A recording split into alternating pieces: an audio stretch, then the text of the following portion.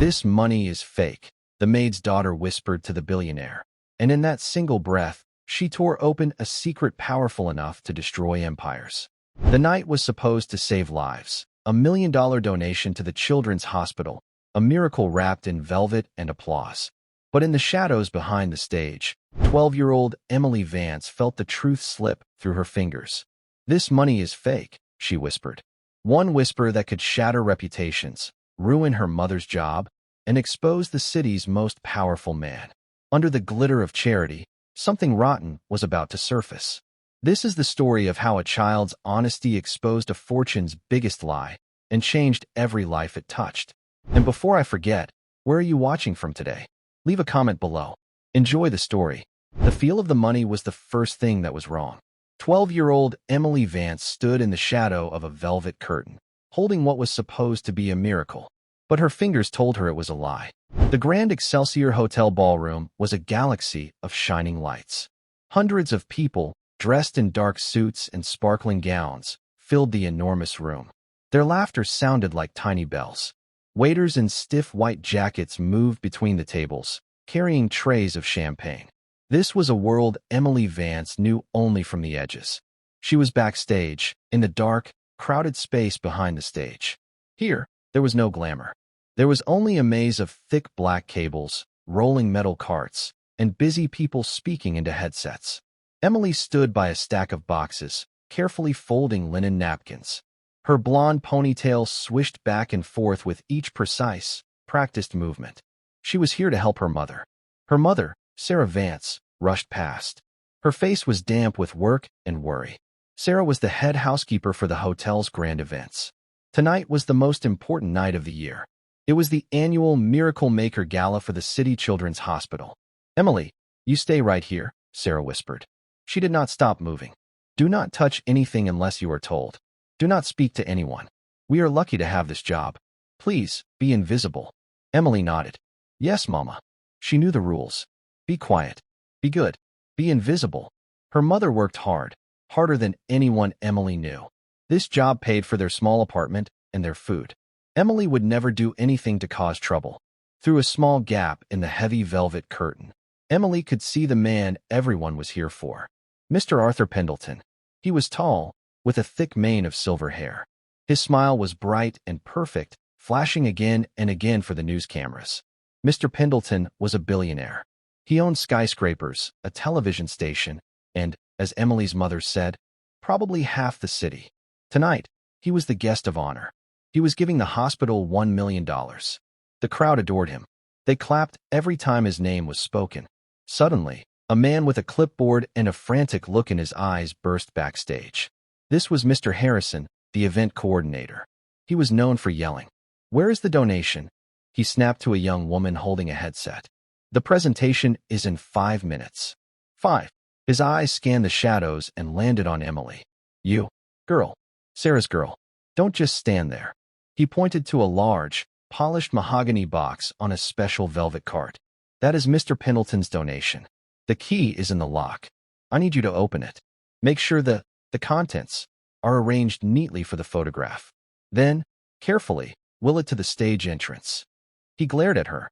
"Do not drop it. Do not smudge it. Just make it perfect." Emily's heart gave a single, hard thump. This was the most important job of the night. Mr. Harrison was trusting her. She walked over to the cart. The box was beautiful. It was dark, rich wood that shined under the dim lights. It smelled like leather and old, important books. It reminded her of a small, simple box her grandfather used to keep. Sergeant Michael "Iron Mike" Vance. He had been a soldier, a war veteran.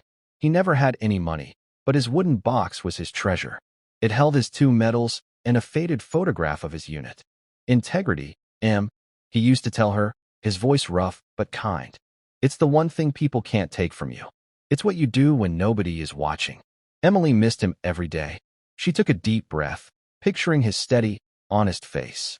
She would do this job perfectly. For him, and for her mother. Her small fingers found the tiny silver key. She turned it. The lock clicked softly. The heavy lid opened with a quiet whoosh. Inside, Emily caught her breath. She had never seen so much money. It was stacked in perfect, tight bundles. Each bundle was held by a paper band. The bills on top, all had the same face, Mr. Benjamin Franklin. Hundreds. Thousands of them. $1 million. This money was for the hospital. It would buy machines for babies who couldn't breathe. It would help children who were very sick. It was a miracle in a box. Mr. Harrison wanted it neat for the photo. One of the bundles was slightly crooked. Emily reached in to straighten it. The moment her fingertips touched the paper, she froze. It felt wrong. It was smooth. Too smooth. It felt flat, like the glossy paper from her school's color printer. It didn't have the special, slightly rough, crisp feel of real money. Emily's hand began to tremble. This could not be. This was Mr. Pendleton.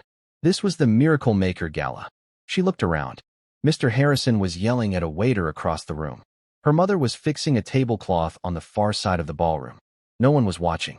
It's what you do when nobody is watching, her grandfather's voice echoed in her mind. Quickly, Emily reached into the pocket of her simple blue dress. She pulled out a single $5 bill. Her mother had given it to her that morning for helping with the laundry. She hid the bill in her palm, her back to the room. She looked down at her real, worn $5 bill.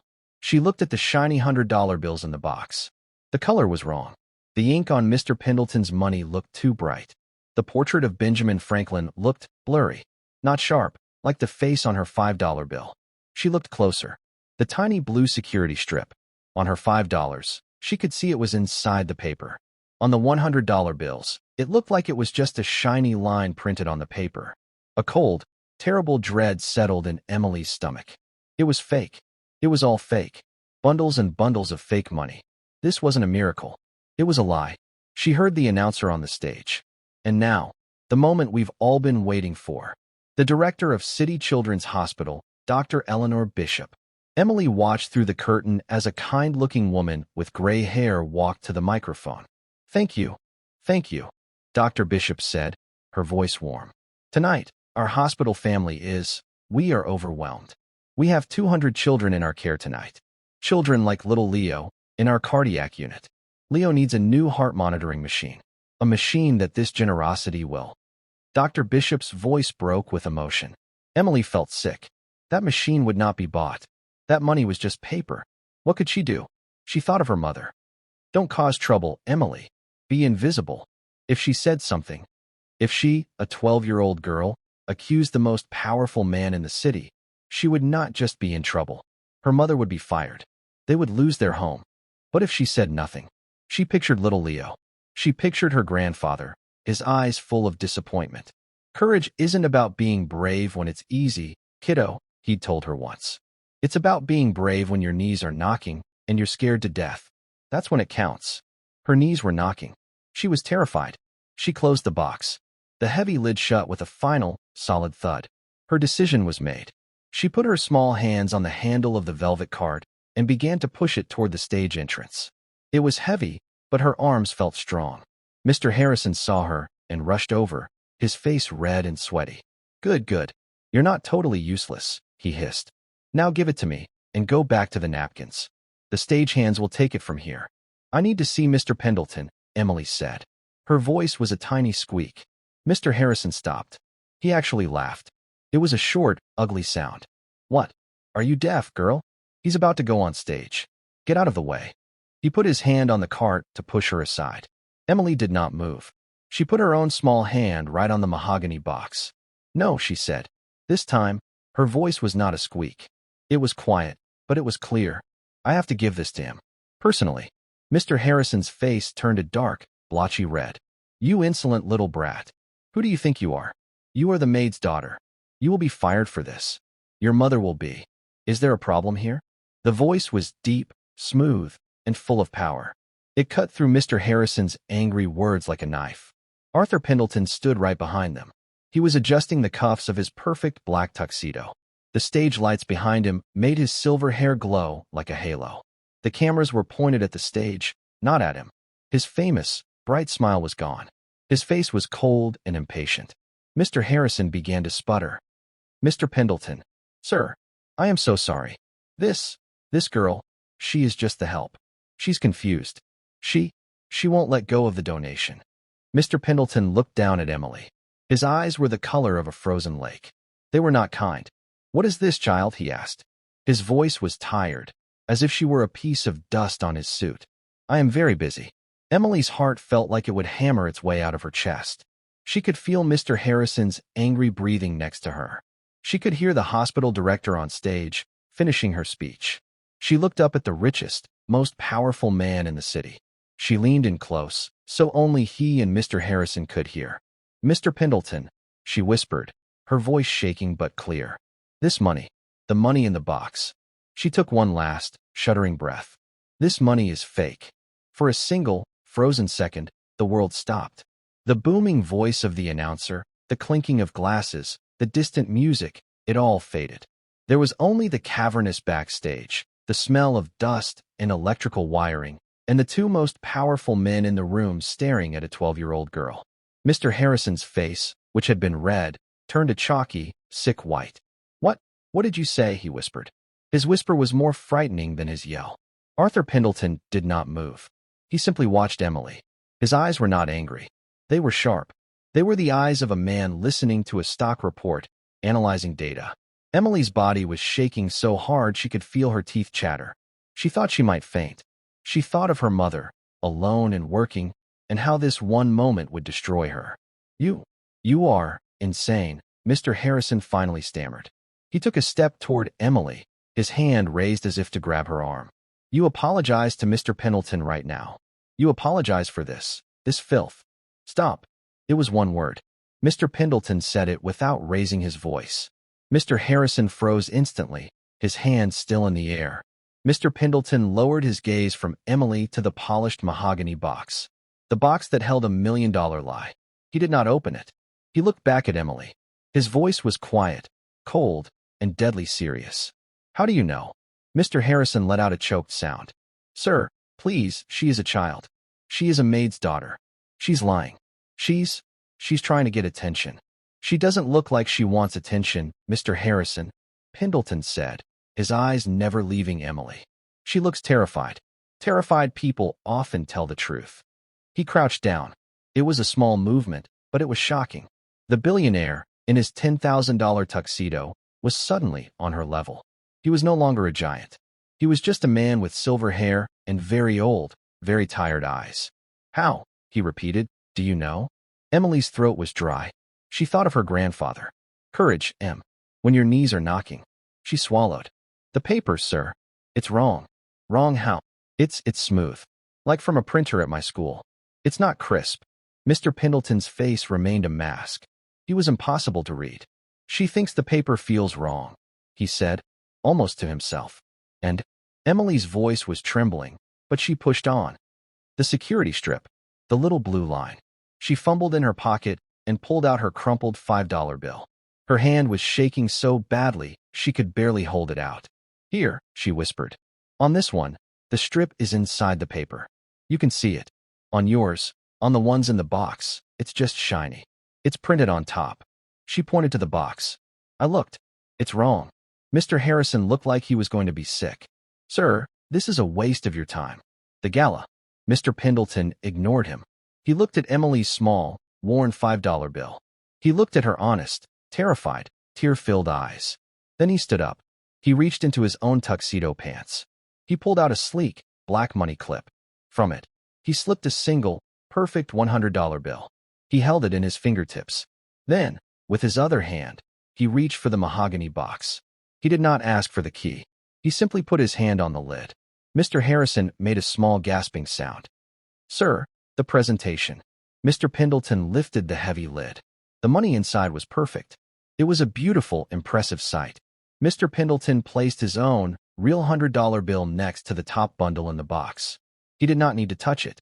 He did not need to compare. The color of his bill was a fraction different. The portrait was sharper. The security strip was woven, just as Emily had said. The money in the box was fake. Every single bundle. "Oh my God," Mr. Harrison breathed. He backed away, putting a hand on a metal cart to steady himself. "Sir, I did not know. I swear. I had no idea." "Of course you didn't," Pendleton said. His voice was flat. "You don't know anything." He shut the lid. The thud was final. For a long moment, he stood there, his hand on the box. Emily could see the gears turning in his head. He was not a man who panicked. He was a man who solved problems. From the stage, the announcer's voice boomed. And now, the man who is making this all possible, the man with the biggest heart in our great city. Please welcome Mr. Arthur Pendleton. The ballroom exploded in applause. The sound was deafening. Music began to swell. Mr. Harrison looked at the stage, then at Mr. Pendleton, his eyes wide with panic. Sir, what are we going to do? What do I tell them? You have to go on. Mr. Pendleton straightened his tie. He turned his cuffs. He looked at the stage, and the famous, warm, camera-ready smile appeared on his face. It was like turning on a light. You will do nothing, Mr. Harrison, he said, his voice now light and cheerful, though his eyes were still like ice. You will proceed exactly as planned. Emily stared at him in horror. Sir, Mr. Harrison stammered. The stagehands, Mr. Pendleton said, pointing. Have them will the donation out. We will do the presentation. We will take the photographs. We will thank Dr. Bishop. And you, he turned his head, his smile still locked in place, will not say one single word. He couldn't. He wouldn't. He was going to use the fake money. He was going to lie to the hospital director. He was going to lie to everyone. Emily felt a cold sickness wash over her. Her grandfather's integrity, this man had none. He was a fraud. Mr. Pendleton started to walk toward the stage. No, Emily whispered. He stopped. He turned. His smile was gone. What did you say to me, child? You can't, Emily said, her voice shaking but finding a new strength. It was the strength of her grandfather. That's lying. Those children, Dr. Bishop, she thinks she's getting machines for little Leo. Mr. Pendleton walked back to her. He was the giant again. Listen to me very carefully, child. That hospital will get its money. It will get its machines. But right now, there are 500 people in that room. There are news cameras. If this, he tapped the box, becomes a story, the story isn't the hospital gets its money. The story is Arthur Pendleton's gala is a fraud. And the hospital gets nothing but embarrassment. Do you understand? Emily didn't. It felt wrong. It felt like a deep, terrible cheat. Your name, he demanded. What is it? Emily. Emily Vance. Well, Emily Vance, you have two choices. You can stand here, be silent for 5 minutes, and let me fix this. Or you can make a scene, destroy this event, and personally see to it that your mother never works in this city again. He looked at Mr. Harrison. Not a word. He looked at Emily. You, do not move from this spot. When I am done, you and I are going to have a talk. He turned, his smile instantly reappearing. He walked into the blinding lights of the stage. The applause was like thunder. Thank you. Thank you. His voice boomed over the speakers. Dr. Bishop, what a wonderful evening. Emily stood in the shadows, her body rigid. She watched the man she had tried to help. He was a magnificent liar. He was warm. He was funny. He praised the hospital staff. Mr. Harrison, still pale, gestured frantically to the stagehands. The box. Take the box. 2 men in black shirts pushed the velvet card onto the center of the stage. They placed it right between Mr. Pendleton and the smiling, hopeful Dr. Bishop. Mr. Pendleton, Dr. Bishop said, her voice thick with emotion. I simply have no words. Your generosity, it is a lifeline. The pleasure is all mine, Dr. Pendleton said. Let's show everyone what a miracle looks like, shall we? Together, they opened the box. The cameras surged forward. Their flashes were like tiny explosions, one after another. Flash, flash, flash. Mr. Pendleton reached in and picked up 2 of the fake bundles. He held them up high, grinning as he handed one to Dr. Bishop. She held it to her chest, tears streaming down her face. Emily felt her own tears, hot and angry. She was part of the lie. He had used her silence to trick that nice woman. She felt a hand on her arm. She jumped. It was her mother. Emily, what are you doing? Sarah Vance's face was creased with worry. She had seen Emily standing alone, staring at the stage, pale as a ghost. You look sick. What happened? What did you do? Emily looked at her mother's tired, frightened face. She looked at the stage, where Mr. Pendleton was shaking hands, a hero. She was trapped. She couldn't tell her mother. She would lose her job. She couldn't tell anyone. Nothing, Mama, Emily whispered, her voice breaking. I just feel dizzy. It's hot back here. Oh, sweetie, Sarah said, her voice softening. She put a cool hand on Emily's forehead. You just sit down for a minute. Right here. I'll get you some water. This night is almost over. but Emily knew it wasn't. The applause finally faded. Mr. Pendleton shook a few more hands, waved to the crowd, and walked off the stage. The smile vanished. His face was a mask of cold fury. He ignored the people trying to congratulate him. He ignored Mr. Harrison. He walked straight through the dark, cluttered backstage. He walked directly to Emily and her mother. Sarah's eyes went wide. She quickly tried to stand in front of Emily. "Mr. Pendleton, sir. I'm so sorry if she was in the way. She's a good girl. She was just—" "Mrs. Vance," he said, cutting her off. His voice was not unkind, but it was absolute. "Your daughter is remarkable. She has brought a very serious matter to my attention." Sarah's face lost all its color. "A matter, sir?" "Yes, a private business matter. I need to speak with her immediately." "Sir, she's only 12. Whatever she did, I'm sure she didn't mean—" "She did nothing wrong," Mr. Pendleton said. "She did everything right. I need her help." He looked past them. A very large man in a dark suit had appeared silently from the shadows. He had an earpiece and a face that looked like it was carved from stone. This was Mr. Graves, the head of security. "Graves," Pendleton said, "take the box from the stage. Dr. Bishop is not to touch it. Tell her my team is securing it for the transfer. Bring it, and the girl, and her mother, to the penthouse suite. Now, use the private elevator." "Sir," Sarah whispered, grabbing Emily's hand. "The penthouse. I don't understand." Mr. Pendleton looked down at her. "Mrs. Vance, your daughter just saved me from making the biggest mistake of my career. Now, please, come with me. We have $1 million problem to solve, and I think your daughter is the only one in this entire building who knows how to fix it." The private elevator was not like the service elevators Emily and her mother used. Those were metal boxes that smelled of cleaning solution and old food. This elevator was a room. The walls were covered in dark, polished wood, the same as the donation box. A small, upholstered bench sat against one wall. The light was soft and golden. It was completely silent. The whoosh of the gala, the music, the voices, the clatter of plates, was gone. It was just the four of them, rising silently through the heart of the hotel. Mr. Graves, the security man, stood by the doors. He held the mahogany box in one hand, as if it weighed nothing. His eyes were fixed on the polished metal door. Sarah Vance stood pressed against the back wall, holding Emily's hand in a grip so tight it hurt. Her breathing was shallow. She kept glancing at Mr. Pendleton, then at the floor, as if looking at him directly was forbidden. Emily stood beside her. She watched Mr. Pendleton. He was not looking at any of them. He was staring past Mr. Graves, at his own faint reflection in the elevator door. He was perfectly still, but Emily could almost feel the energy coming from him. It was like a machine, humming with power and thought. He was not angry. He was calculating. He was a man who had just found a snake in his house, and he was deciding exactly how to kill it. Emily's fear was still there, a cold knot in her stomach. But beneath it, a new feeling was stirring. Curiosity. He had lied to everyone, but he had told her she did nothing wrong. She did everything right. He had seen the same fake money she had. He had seen her grandfather's integrity in her, even for a second. But he had used the lie anyway. He had smiled for the cameras and handed that bundle of fake paper to Dr. Bishop. Why? The elevator slowed with a gentle sigh. The door slid open. Emily gasped. It was not a hotel room. It was a palace in the sky. The penthouse was one enormous room, with windows that wrapped around 2 entire walls. The city lights glittered below them, a carpet of diamonds stretching to the dark horizon.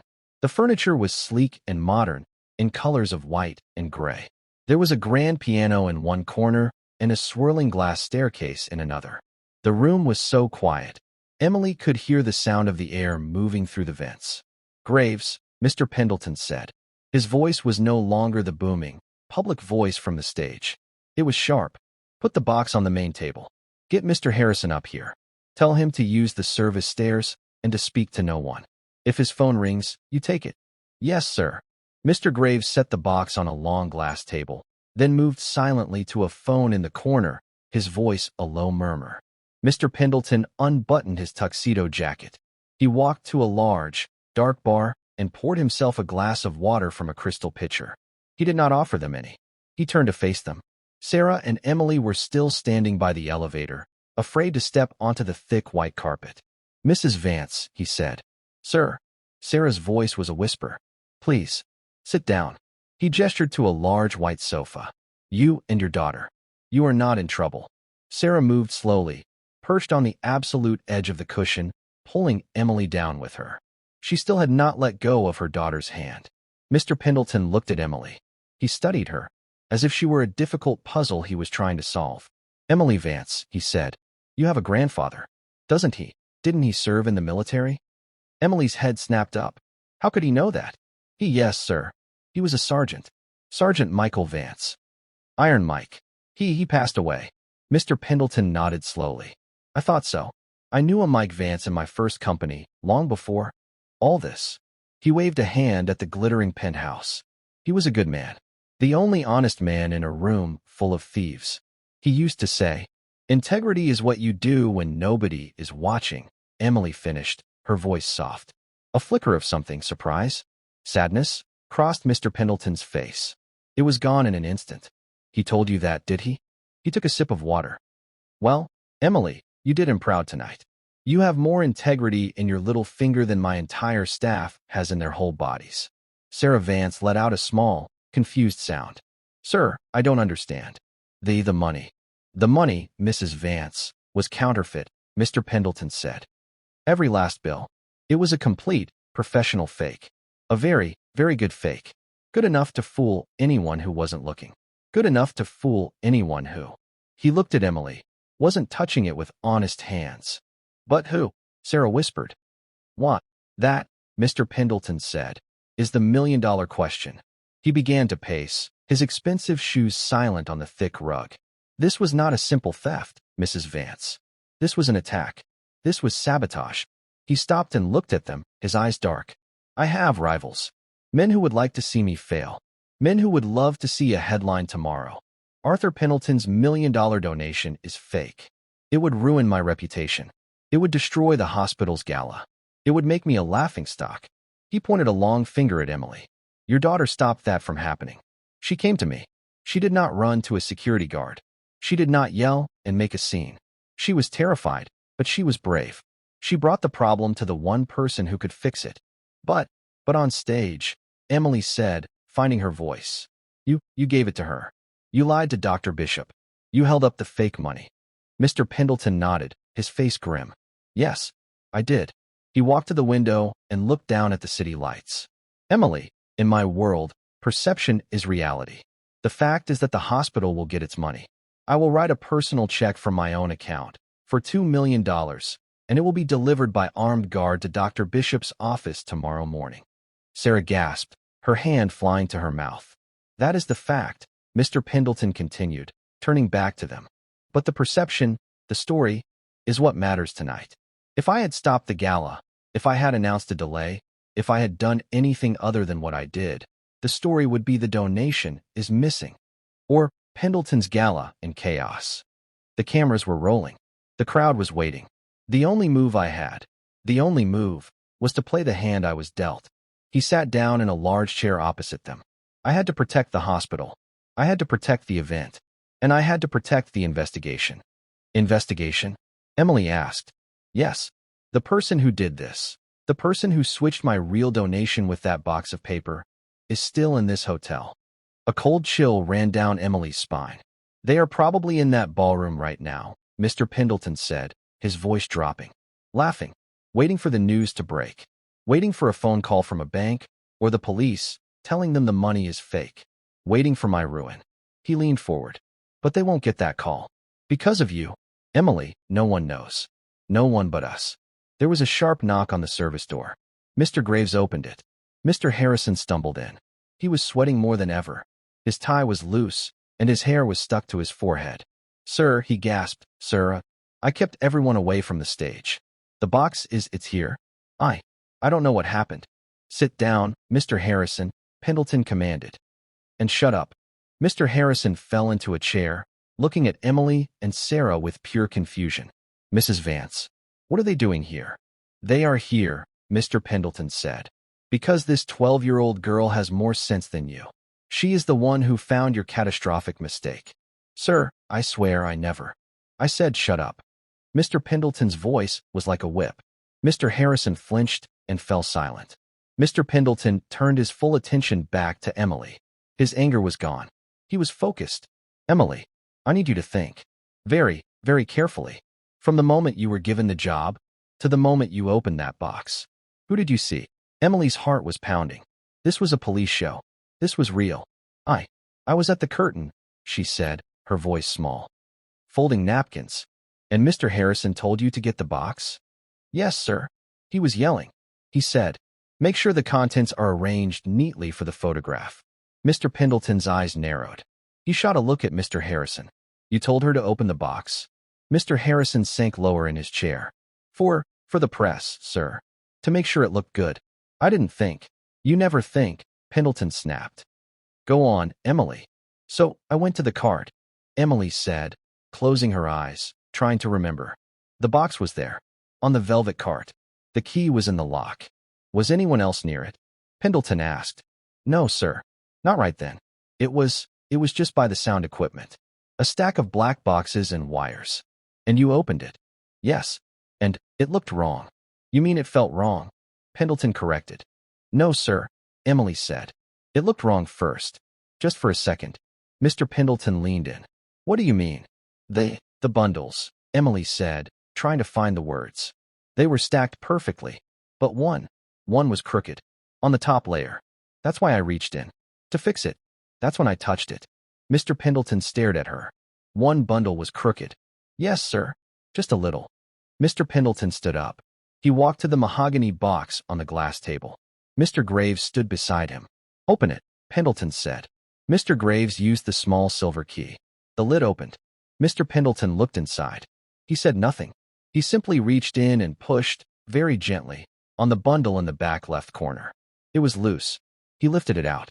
Beneath it, taped to the velvet lining of the box, was a small, black electronic device. It had a tiny, blinking red light. Emily gasped.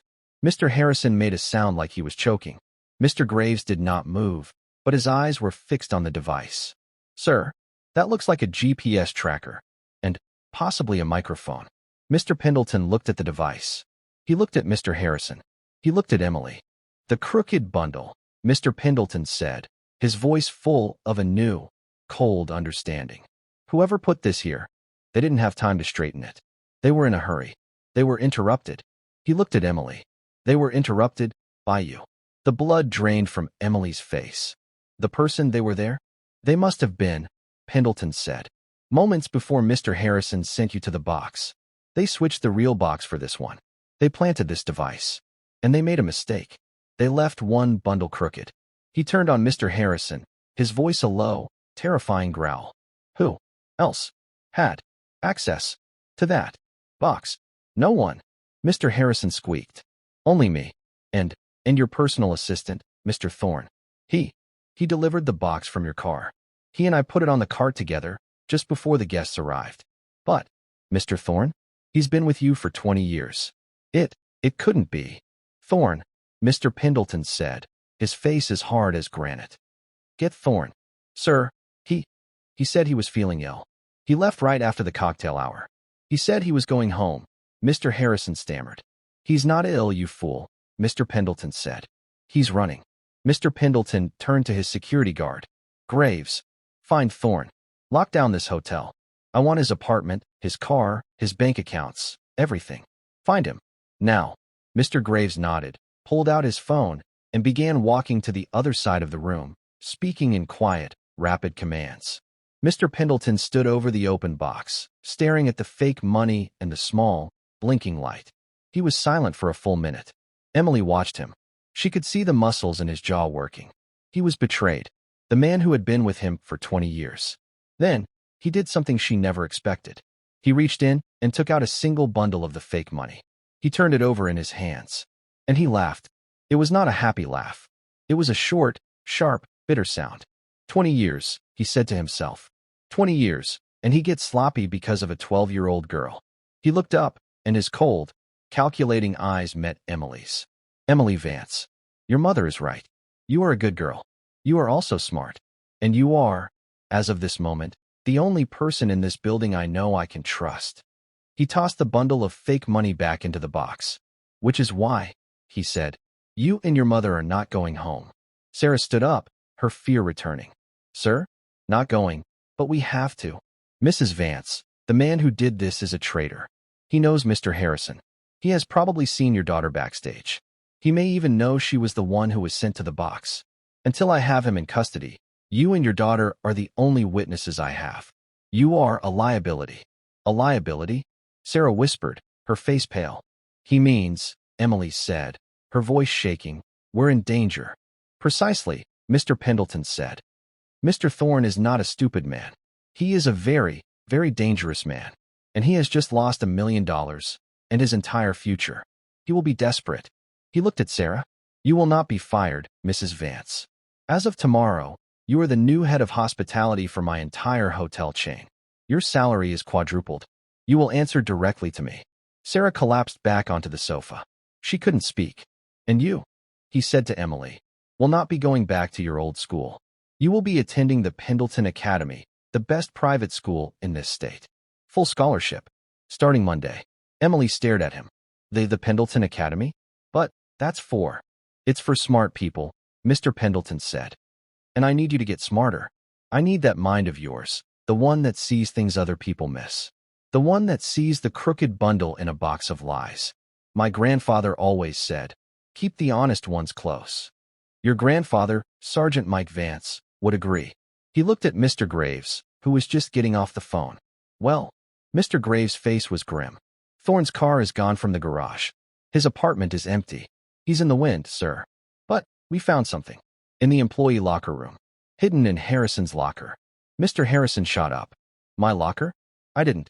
We found, Mr. Graves said, holding up a small plastic bag, this. It was a single, crumpled $5 bill. Mr. Harrison's face turned a shade of gray that Emily had never seen before. My locker? He stammered, looking at the plastic bag Mr. Graves was holding. That's not. I've never. What is that? It's a $5 bill, Mr. Harrison, Mr. Pendleton said, his voice dangerously quiet. Found tucked inside the pocket of your spare jacket. In your locker, where you presumably put it for safekeeping. I don't know what you're talking about. Harrison insisted, his voice rising in panic. I didn't. It's not mine. I'm being framed. It was Thorne. It must have been Thorne. He has a key to my locker. Mr. Pendleton looked at Mr. Graves. Graves simply stared at Harrison, his expression unreadable. Emily had been silent, holding her mother's hand. But she couldn't take her eyes off the bag. There was something familiar. Mr. Pendleton, Emily said, her voice small. Pendleton's attention snapped to her. His anger seemed to vanish, replaced by focus. Yes, Emily? Can I see the $5 bill? Closer. Mr. Graves looked at Mr. Pendleton, who gave a single, sharp nod. Mr. Graves moved closer. He held the bag under the bright light of a desk lamp. Emily let go of her mother's hand and stepped forward. She squinted at the crumpled bill. It was folded, but on the top right corner, near the number 5, there was a tiny, dark speck. A speck of ink.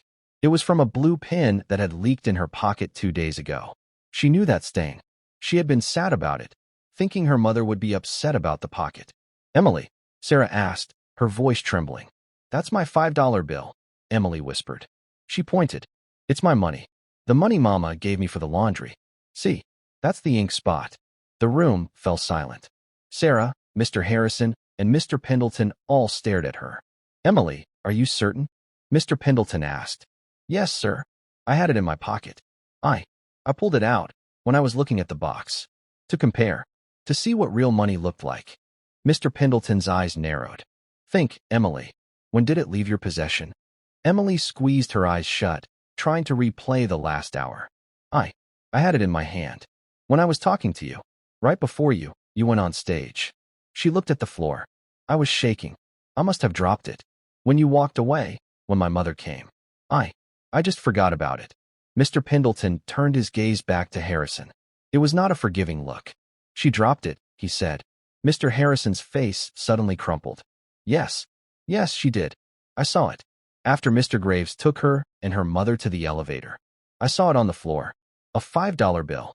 And you decided to put it in your locker? Mr. Pendleton asked. I didn't know what to do. Harrison wailed, tears of fear and frustration streaming down his face. I was terrified. You were gone. The girl was gone.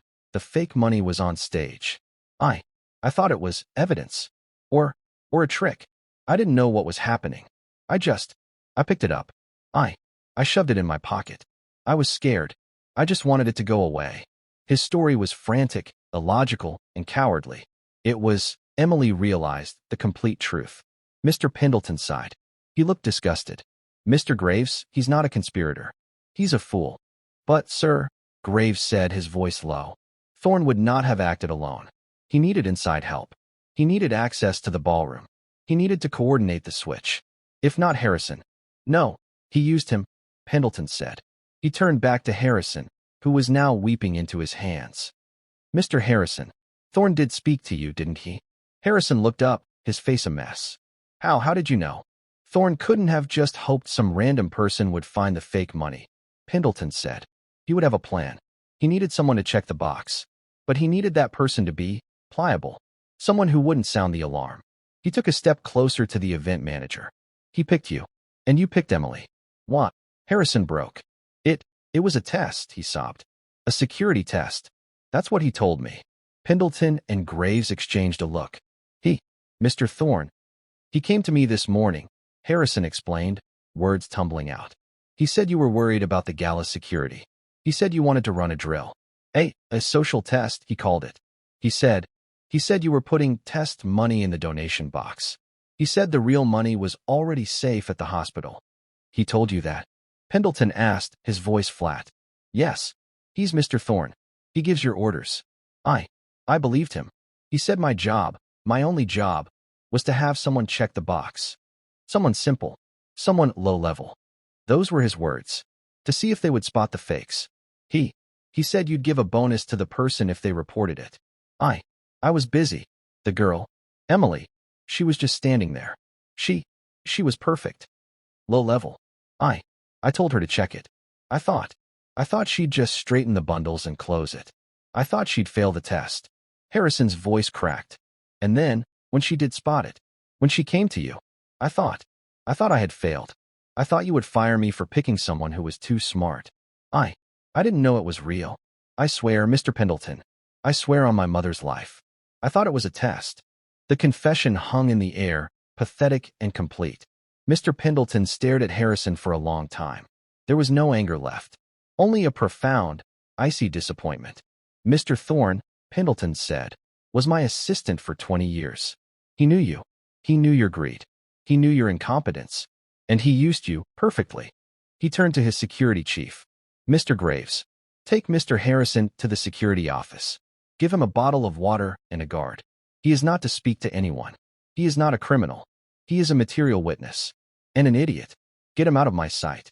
Yes, sir. Mr. Graves grabbed Mr. Harrison by the arm. Sir, please. I'm sorry, Harrison cried, as he was hauled out of the room. I didn't know. The door clicked shut. The penthouse was silent again. It was just Arthur Pendleton, Sarah, and Emily. Mr. Pendleton walked to the great window and looked down at the city. He seemed very tired, and for the first time, very old. 20 years, he said, mostly to himself. He was like a son to me. Sarah, who had been frozen in fear, found her voice. It was the voice of a mother. Mr. Pendleton, she said, standing up. Sir, this Mr. Thorne, you said he's dangerous. You said he knows Emily was the one. What happens to my daughter? Pendleton turned from the window. The weariness was gone. His face was hard again. He's not a son, he said, his voice like iron.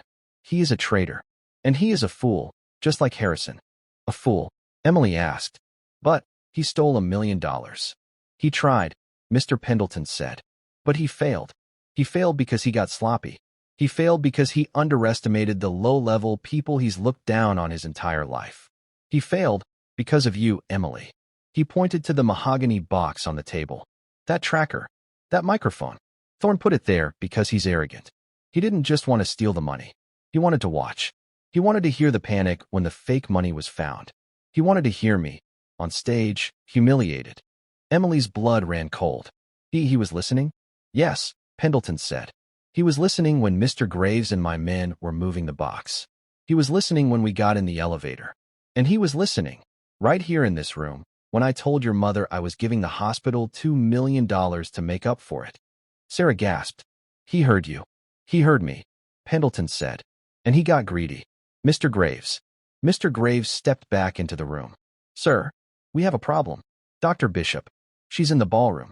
She's telling the press about your spontaneous and incredible $2 million donation. Pendleton nodded. Let me guess. Thorne called her. Anonymously, Graves confirmed. From a burner phone. He told her assistant that you were so moved by the evening, you had decided to double your pledge. The press corps went wild. Your own PR team, not knowing what to do, confirmed the story. It's on the news. Right now. Mr. Pendleton almost smiled. It was a terrible sight. He's bold. I'll give him that. He's not just stealing my million. He's forcing me to give away 2 more. He thinks he's bleeding me dry, all while I'm forced to smile and look like a hero. He's using my own reputation against me. But you are giving the 2 million, Emily said. You promised. Yes, Emily. I am, Pendleton said. That part is true. What Thorne doesn't know is that I was always going to. The 2 million is for the hospital. But the 1 million he stole, that is mine. And I am getting it back. He looked at Graves. The burner phone. Did you trace it? Yes, sir. It pinged a cell tower 3 blocks from here. An apartment building. He's close. He's watching us. Good, Pendleton said. He's close. He thinks he's in control. He thinks he's listening to this box. He walked over to the box and tapped the lid. But the joke is on him. Mr. Graves put this entire box in a signal-blocking evidence bag the moment we got to the elevator. He's been listening to absolute silence for the last 20 minutes. He's nervous.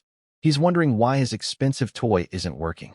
He's wondering why the police haven't swarmed the hotel. He's wondering what went wrong.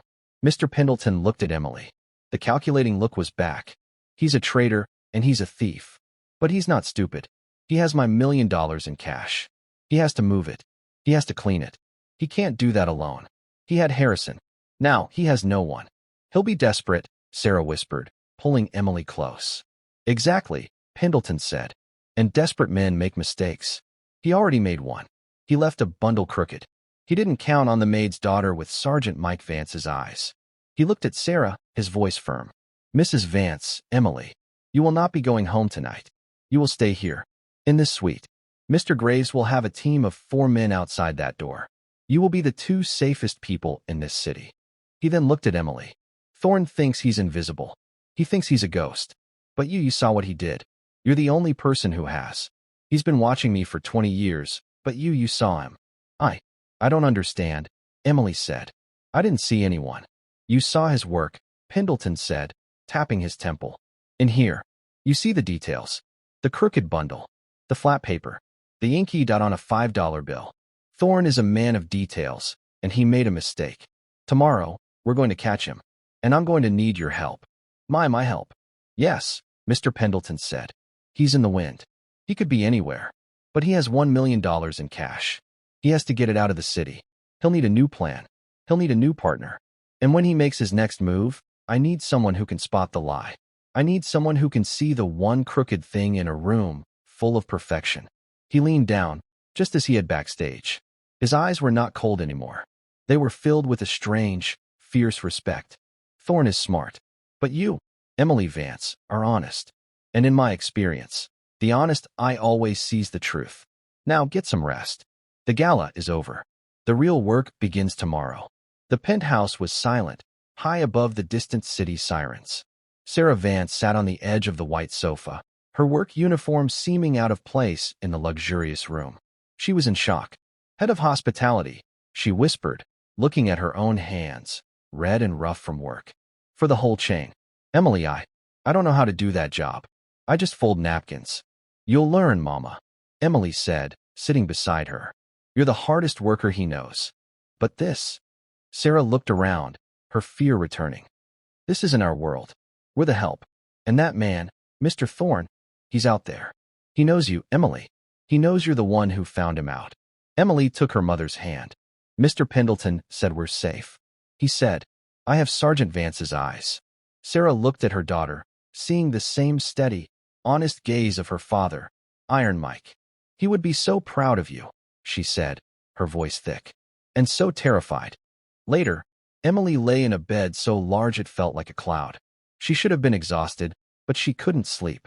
She kept seeing the crooked bundle of fake money. She kept thinking of Mr. Thorne, a man who had everything and threw it away. He got arrogant, Mr. Pendleton had said. He thought no one was watching. Emily slipped out of bed and walked to the enormous window.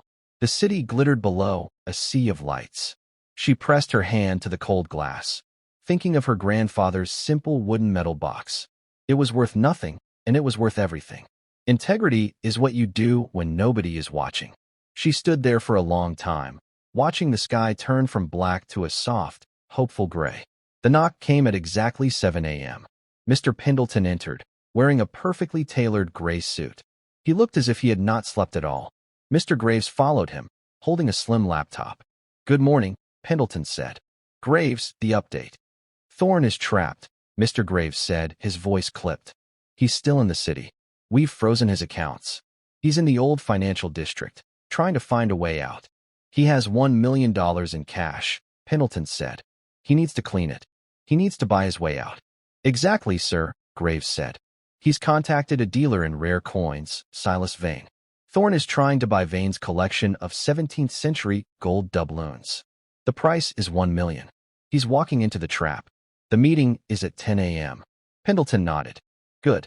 We will be waiting." "Sir," Graves said, "a complication. Thorne is paranoid. He knows my face and all my men's faces.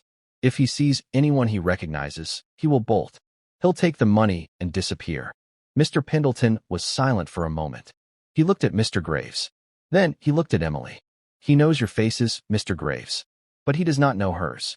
Sarah stepped forward immediately. "No, sir. Mr. Pendleton, she is a child. You cannot put her in a room with that criminal." "Mrs. Vance, I give you my word," Pendleton said, his voice firm. "She will be in no danger. She will be with me, in a reinforced back office, behind a one-way mirror. He will never see her." "Then why?" Sarah cried, pulling Emily close. "Why does she have to be there?" "Because Thorne is a snake," Mr. Pendleton said. "He betrayed me for 20 years. What if the cash he brings isn't my money? What if it's more fakes? He could be trying to con Vane, to get the gold and keep the cash. I can't take that chance." He knelt, just as he had done backstage. He spoke only to Emily. "I need your eyes, Emily. You're the only one who has seen the truth. You're the only one who can spot the lie. When he opens that case, I need you to tell me, is it my money? Or is it another crooked bundle in a box of lies?" Emily looked at her mother's terrified face. Then she looked at Mr. Pendleton, who was trusting her with everything.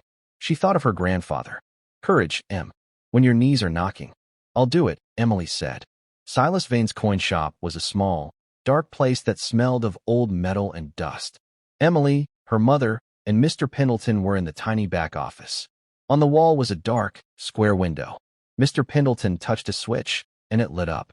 It was a one-way mirror, looking out onto the shop. "He will not see us," Mr. Pendleton whispered. "Mr. Graves and his team are in the alley and across the street. He cannot escape." Emily's heart felt like a drum. She held her mother's hand. The bell on the front door chimed. A man in a dark baseball cap and sunglasses entered, carrying a silver briefcase. It was Mr. Thorne. He looked pale and nervous, his eyes darting everywhere. "Vane," he rasped. "Mr. T," the shop owner said. "The payment." "Show me the gold first," Thorne snapped. Mr. Vane brought out a heavy tray of dull gold coins. Thorne inspected one, then nodded. He put his silver briefcase on the glass counter. He clicked the latches. "He's opening it," Mr. Pendleton whispered. Thorne opened the lid. It was full of $100 bills, stacked in perfect bundles. "Emily," Pendleton said, his voice urgent. "Now, is it the real money?" Emily pressed her face to the glass. The light was dim. The stacks were perfect. The color looked right. I think so," she whispered. "It looks real." "You think so? Wait," Emily said. "Wait." Thorne was lifting a bundle to give to Vane. Emily saw it. "The bands," she whispered. "What?" "The paper bands," Emily said, her voice shaking but certain. "Around the money. They're bright white." Mr. Pendleton frowned. "White bands. The fake money," Emily said, her mind racing. "The money in the box. The bands were bright white, to look new. But real money. The bands on real bank bundles are yellowish." Or beige. Not printer paper white. Mr. Pendleton stared at her. His eyes went wide with understanding. He pulled out his earpiece. Graves. He's not using the stolen cash. He's using more fakes. He was trying to buy the gold for nothing. Move, he yelled. Now. Take him. The shop door burst open.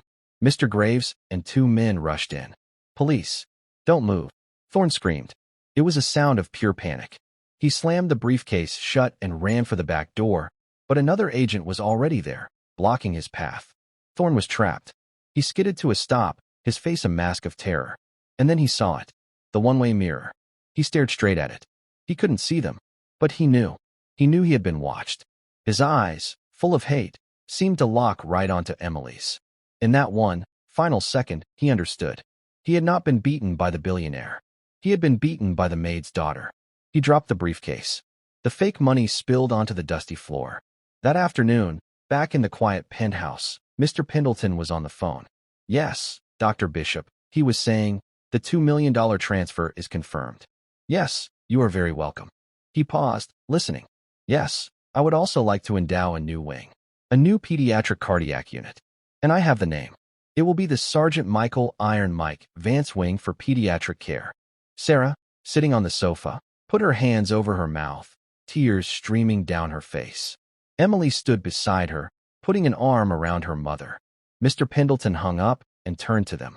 Mr. Thorne was a thief for 10 years, he said, his voice quiet.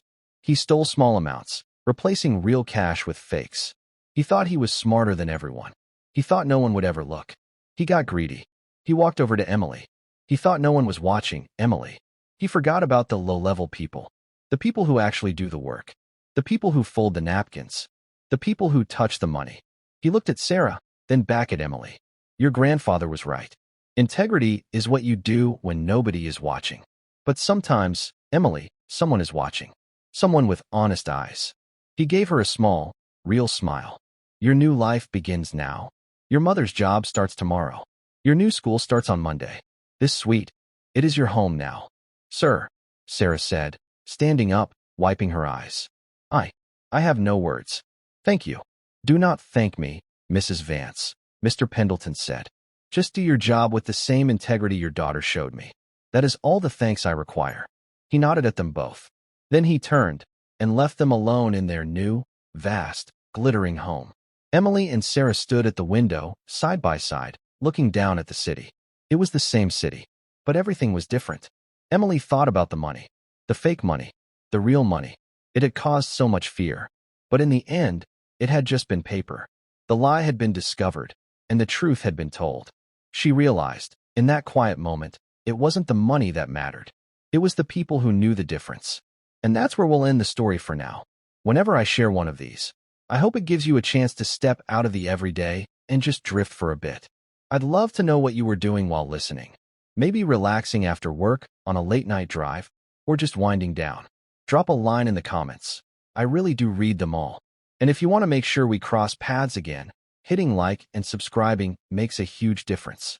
We are always trying to improve our stories, so feel free to also drop your feedback in the comment section below. Thanks for spending this time with me.